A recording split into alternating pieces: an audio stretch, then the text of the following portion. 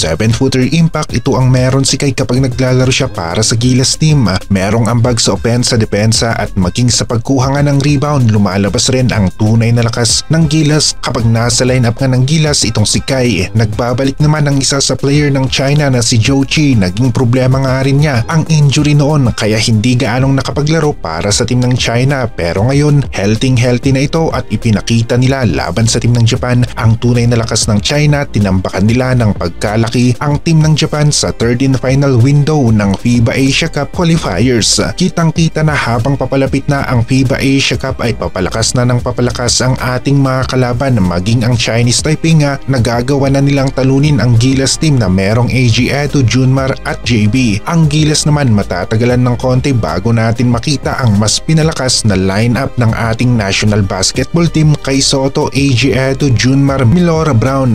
Isang solid rotation sa 4 at 5 position kapag naglaro ang apat na ito para sa Gilas team. Posible nga rin na baka maging local player natin itong si Ange Kwame at kung nangyari nga ito ay magiging solid talaga ang Gilas natin. Sigurado na hindi lang tayo papalag sa FIBA World Cup qualifiers. Baka lumabas pa na isa sa top teams ang Gilas kapag nagkataon. Mukhang iisa nga lang ang patutunguhan ng Gilas mula sa kanilang pinakamahinang laro at lineup papunta sa malakas na lineup at magkakaroon ng magandang laro dahil sa solid nga ang kanilang players sa 4 at 5 position. Noong nagawa ng Gilas na manalo laban sa team ng Latvia, ang nasabi ng Latvia noon ay nag-improve ang size ng Gilas at aminado sila na malaki ang naging impact ng mas malaking 4 at 5 players ng Gilas team. Ito ay sina Kai Soto at Junmar Fajardo. Nagawa nilang madepensahan ang loob ng paint at nagawa rin nilang maka-score dito at makalamang. Kung sa rebound ang usapan, 43 ang sa Gilas, 34 lamang para sa team ng Latvia at yung score sa loob ng paint ay 36 sa Gilas at 28 lamang para sa team ng Latvia. Kitang-kita natin kung gaano kaepektibo ang Kai Soto, Junmar sa loob ng paint sa international level. Parehas rin noong tinalo ng Gilas ang team ng New Zealand. Yung size ng Gilas ang nasabi ng New Zealand na isa sa nagpahirap sa kanila. Patunay lamang ito na nakakagalaw ang Gilas ng maayos laban sa malalakas na teams kapag solid ang mga bigs natin. Merong teamwork at talagang may chemistry nga rin. Nagtutulungan sa loob ng paint, mapa opensa at depensa. Magiging crucial nga para sa Gilas team kung gaano nakalaki ang magiging improvement sa chemistry ni na AG Edo at Junmar Fajardo pagdating ng FIBA Asia Cup. Yung talagang magiging mabilis ang help defense sa loob ng paint, binabantayan nila ang likod ng bawat isa at yung pasahan nga rin nila sa opensa kagaya ng Kai Soto at Junmar plays. Ang daming smooth na plays ang Gilas kapag naglalaro si Kai at malaking tulong nga rin na dire-diretso itong naglalaro under kay Coach Tim Cone simula sa Olympic qualifiers hanggang sa FIBA Asia Cup qualifiers. Kaya naman sanay na si CTC kay Kai Soto at maging si Kai kabisado na niya ang kanyang kakampi at yung sistema kaya maraming assist na nagagawa si Kai Soto para sa Gilas team. Kabisado niya ang galaw ng kanyang mga kasama. Magiging challenging nga para kay Coach Tim Cone at sa Gilas ang FIBA Asia Cup, lalong-lalo na kung walang Kai. Pero sana nga lang magkaroon ng magandang balita pagdating ng August. Baka posible nga na umabot si Kai sa FIBA Asia Cup, lalong-lalo na at hindi nagpapabaya si Kai sa kanyang workout para sa rehab.